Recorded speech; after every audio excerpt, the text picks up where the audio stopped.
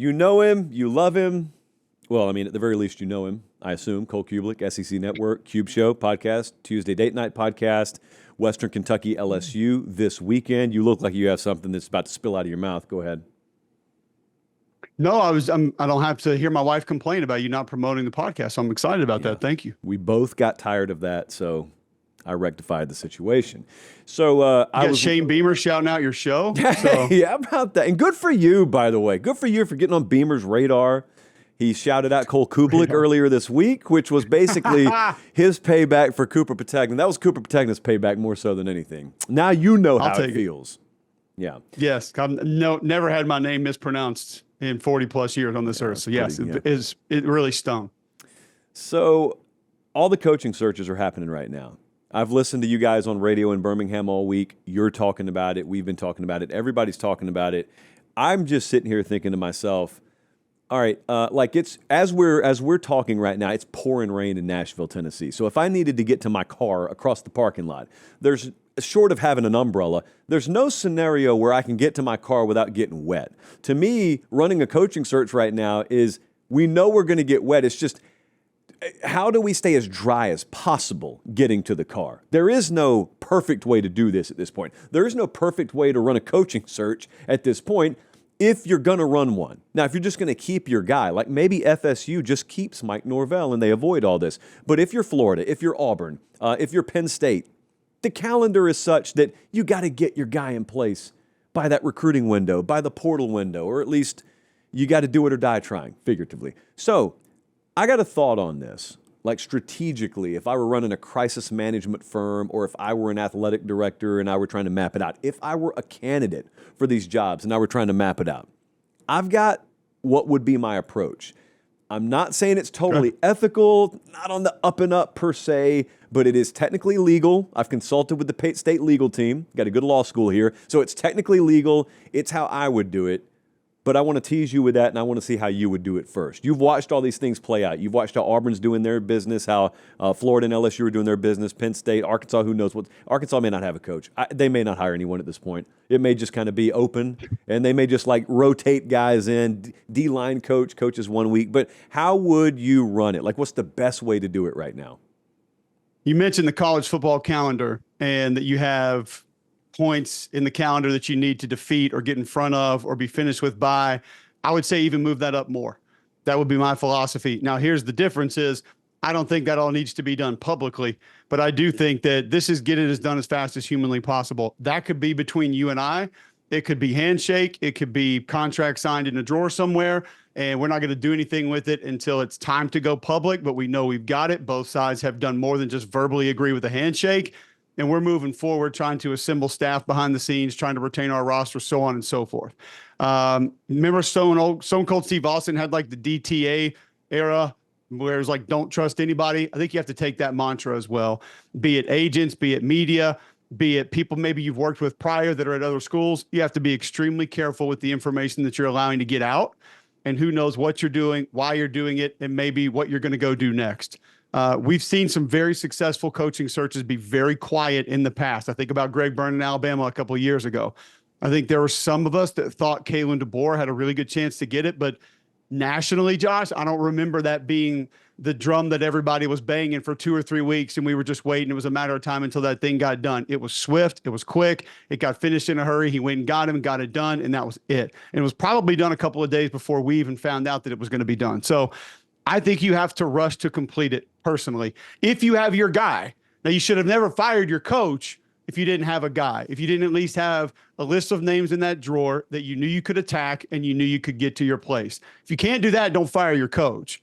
Give it another year, wait until you have that list generated, maybe have the relationships in place to be able to go get that person and then be able to go do it. Second would be, you better have a good fallback plan, because there's a lot of these that do not go according to your wish list or your desires or the fan base's desires or a booster's desire.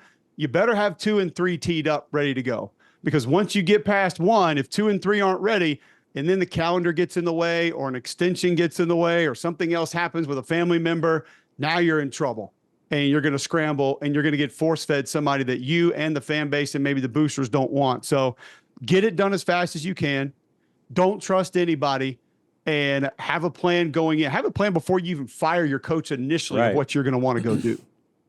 I've had Greg Byrne lay out the entire process to me before. That's the most fun conversations to have when there's nothing to hide anymore and you get athletic directors one-on-one. Have them just tell you the story. And if they confide in you, they'll tell you the story. But I think what Greg Byrne wouldn't mind being publicized is it wasn't a situation where they looped 37 different boosters in and said, hey, do I have your okay on this? I'm the athletic director at Alabama. A legend just retired. I got to get this thing done. It's a really weird part of the calendar right now. And so, like, the way he laid it out to me is the way you avoid a public coaching search is, number one, don't loop in a whole lot of people. And number two, have the search done before the search begins. So if you're a sitting athletic director, I mean, everyone always talks about having the names in the top drawer.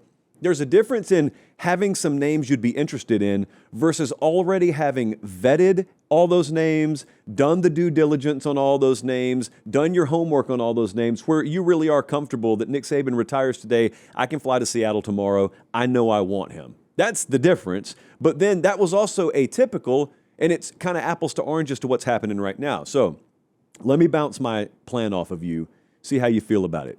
You're not going to feel great about it. I don't feel great about it. But what I would do if my name was floated early is I would do a version of what Curt Cignetti did. I would do a version of what Matt Rule did. I would let it be publicized that I just signed a new deal with my school.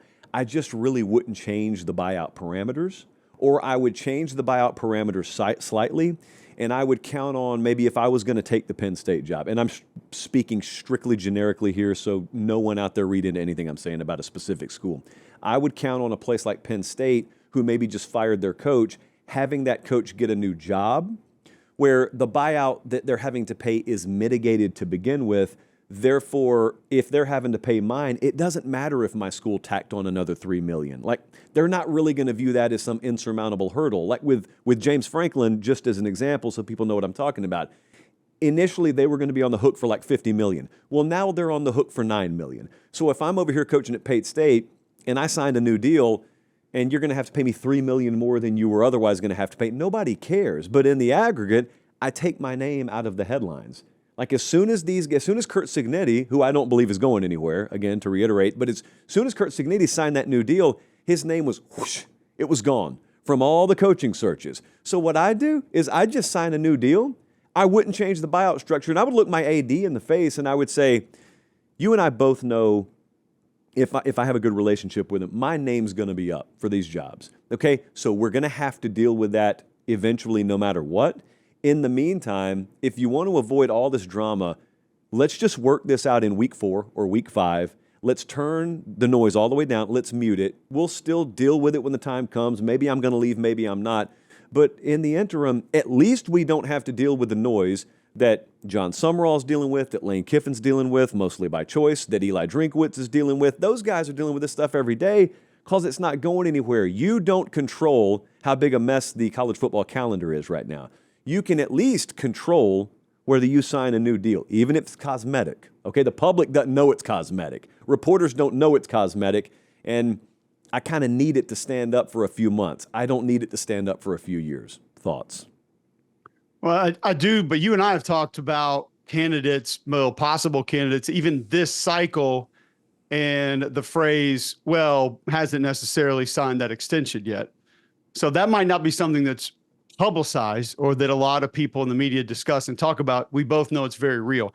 But I do like your idea of getting things to just die down and kind of go away and at least keep the noise from infiltrating your building, which we know a lot of coaches are having to deal with right now. And that headache's not something that's going to slow down. It's usually just going to ramp up and speed up. So I like that part of it. I don't think that prevents everything from either being a distraction or being thrown your way. It's not going to keep everybody from coming at you, but it's not what you want anyway, as you just laid out. You just want the people that you don't want to deal with or you don't want to have to handle not to talk to you anymore or not to continue to bring your name up. So it's a solid strategy. I could see it working out to an extent. I don't feel great about it, but I don't feel great about anything right now. To move on a little bit here, but yeah, I mean, you're also lying to an entire university and a fan base, and I'm not lying to your them, staff. though. And sure, I'm telling you part of my strategy here. So if you're lying, you're deviating from my strategy, and shame on you. Whichever camera I'm looking at, shame on you if you do.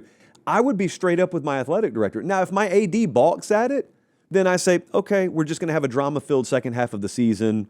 Oh, well. And that's no worse than what it was going to be anyway. I'm just trying to take proactive measures here. Help me help you is all I'm saying. You're saying you want the school to put it out. You're not going to address it in the media and say, oh, I'm so happy to be here. We're building so much. I'm so excited. I like it here. And once we get that new indoor facility, things are going to be great. And if they could really just give me more of staff pool, we'd be doing fine. And, the NIL budget's going to go up apparently. And then everything will be great here. We'll love it here once all that happens. What I'm saying is someone's got to be the bad guy, and I don't want it to be me. I don't get why that's a problem. So here's one other part of it. Your athletic director is going to agree with you to publicly go forward facing with admitting that in the future he's failing, is what you're asking him to do. No, it doesn't have to look like that. It has to, if we do it right, if he signs you to an extension, if he signs you to an extension and goes public with it to avoid all the mess, and then you jet 4 months later, he failed because he led everyone to believe that he had you renewed and extended, and then you're gone. Yeah, but I think if all the parameters of the contract are met, that just means someone came in with a bigger checkbook and bought me out of here. I don't think it makes the AD look bad. It makes it look like he made every attempt possible to keep me. Oh, once the Ross Dellingers and the Pete Nakoses, Pete Nakai, and the Brett McMurphys get a hold of that thing, and the Pete Thamels, and they see that the contract, the buyout wasn't negotiated or renegotiated or changed, that AD is he's gonna take a beating in the public. Hey, I promise. It's not my problem at that point. Once again, I like how it's not your problem, but you're not lying to anybody. You're being straight up. I said it was a strategy. I didn't say there wouldn't be casualties. I just said I don't want to be dead amongst you. That was all I'm saying. All right. So there's a lot of noise around a lot of guys. As you'll notice, the noise has temporarily died down a little bit on Mike Norvell at Florida State. So I was going to ask you, in this last 2 weeks, you can even take it into the postseason if you want to, but we got a couple of weeks left. There's a ton still to sort out, so it's really foggy out here in the college football streets. What are some of the things that have your attention the most? Because Florida State's one of them for me. Like Norvell, with all the noise that was around him for a little while, seems to have died down for a second. However, they go to NC State and they go to Florida to finish the year. They are 0-3 on the road this year. So if they drop one or both of those games, especially if they're ugly games, I think that noise could crank right back up. It could be that they've just kind of tamped down the talk right now and still fully intend on making a move there. So I haven't totally looked away from the Florida State situation. Hey, really quick timeout. We'll get right back to the video. Do me one favor. Make sure you're subscribed. It helps us keep the show free. It helps us keep the lights on. It helps us keep doing college football year-round, and we appreciate it. All right, back to the video. You know how the new gimmick in a lot of these athletic departments is to name the position room after said booster, whatever it is, like the Josh Pate offensive line coach, or the Cole Cubelic receivers coach. Mike Norvell is in the Sam Pittman room right now. And we all know it's going to happen. It's a matter of when. There's no resurrecting this. There's no saving it. So for me, that's not going to grab a ton of my attention when I know this is going to happen at some point. And it might be next year, just like with Sam Pittman. And we were all surprised that he hung around for an extra year. I was okay with it. But the majority of the people that pay attention to college football thought in the back of their mind, this is over. You could say Billy Napier was in that room earlier this year. It was going to end. It was going to be done. It's just we didn't know exactly when that was going to take place. 1 week, a month into the season, maybe even week 3 of next year, but it's going to happen. It's going to take place. So I'm not going to pay a ton of attention to that because I put Mike Norvell in that soon to be fired category with some other coaches that we just referenced. I'm a little more hyper focused on what teams are going to be going into the postseason. I think there's a couple of teams that have facets of what they do that there's not a lot you can do about it. And there's not a lot that certain teams are going to be able to do to offset it. You look at Oklahoma, what that front seven did to Alabama last week. Now you'll say turnovers and this, well, Oklahoma forced some of those turnovers. Like they made life miserable for Alabama in ways in which they couldn't offset that. Who's built to be able to offset that in a playoff setting? And how many games maybe consecutively could Oklahoma see someone and that be that much of a problem that it's going to allow them to advance if special teams, the kicking game, or the quarterback aren't doing their part to take over a football game? I think Julian Sayin at Ohio State. Now, a lot of people are going to say his receivers, but I'm going to tell you, Josh, you watch his last 2 games, there are 4 or 5 throws in each one of those games that are so wow-worthy, it's almost not believable. Yep. And then you see he's completing 80% of his passes on the year, and you say to yourself, that's how he's completing 80% of his passes, because he's literally throwing the ball through defensive backs. That's the way it appears on film, because the coverage is there, it's in phase, the hand is up, and all of a sudden Jeremiah Smith comes up with a football. And you just think that didn't just happen, but it did happen. How much better can that get? Can that offense add other facets around it to essentially make them unstoppable? Maybe some facets of teams that I think are getting close to that. I look at Georgia's offense right now and how multifaceted they are. Everything that they are asking Gunnar Stockton to do, it's a little bit similar to, say, Alabama, with all the different things he's being asked to do. He's under center. He's turning his back to the defense in play action. Hell, last week he's faking fullback belly and bootlegging around on 4th and 1 and throwing passes. Shotgun, zone read, know that the edge of the line of scrimmage is going to crash the mesh. He's going to get hit, has to get rid of the football. His touch down the field has improved immensely. He's literally doing everything. And then you add that sort of just gamer aspect to what he does. How much better is the offensive line? Some of the other skill guys going to be around him moving forward to where they might just have so much that no defense can really manage that. I look at a Marcel Reed at Texas A&M. He needs to continue to grow as a passer. I think that offensive line at times is dominant. You have wide receivers at times are dominant, but you had 4 drops in the first half last week, 2 of those in the end zone. So can Marcel, and he had a bad interception going in for a score that I know he would love to have back. How much can he grow over the next few weeks to where maybe that offense is consistently on par with what that defense has been, and maybe both sides of the football become that for Texas A&M in the postseason? The balance of Indiana, does that just continue? And maybe all of this is for nothing because a team in the last game of the season completely wets the bed and then does what Ohio State did last year and goes on and makes a run to the playoff and wins a national title. Yeah. You know, a team that can't do that but can ruin someone else's season is Auburn. So you and I won't talk on the show, at least again, until the Iron Bowl. But I'm really interested in that too. Number one, because it's a rivalry game, and that's the best thing about college football, so that stands alone. Number two, I don't think anyone can ignore the playoff implications, SEC championship implications. Also, you've got an ongoing coaching search at Auburn, which DJ Durkin has his name in the mix for. And, you know, it wouldn't be the total craziest thing in the history of college football for you to shake your snow globe and tell me, hey, Auburn's going to win that game 30-20, and riding a wave of momentum, Durkin's going to have like tons of fan support. He ends up getting the job. It wouldn't be the craziest thing I've ever seen happen. So you got that. If that goes Auburn's way, kickoff temperature in the upper 30s, according to James Spann. Kickoff temperature, upper 30s. So if that goes that way, then you've also got, on the other side of the seesaw, how are they talking about Kalen the next Monday? And that's just when you're on radio. They won't wait until the next Monday, but imagine that conversation. Imagine Bama missing the playoffs 2 years in a row. So, yeah, that swing based on the outcome of that game, because then you're also opening a playoff spot up for someone else. You're opening a spot in the SEC championship game up for someone else. Yeah. Tons of dominoes from the Iron Bowl. And it's gonna. Here's I think the big roll of the dice in that game is it doesn't appear as though Ashton Daniels is going to play quarterback this week at Auburn. Okay, it's been reported today Deuce Knight's going to start. This is actually something Hugh Freeze told us when we had that game going into the Missouri game. He said, we're trying to figure out how to redshirt Ashton Daniels. That was not something anybody was really talking about at that point in time, so we were a little caught off guard.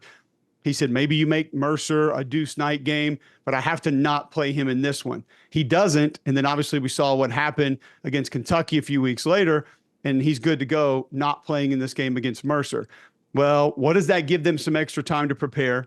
Is he healthier than he was against Vanderbilt a couple of weeks ago? Are you able to implement some things with him that you haven't put on film just yet that could catch that Alabama defense off guard, catch them by surprise? You could also look at it from the standpoint of he's going to have a week off of not playing in a game, hasn't played in a ton of games this year anyway. Is that advantage Alabama as to how he reacts once he's in that game in that situation? You just don't know which direction that's going to go.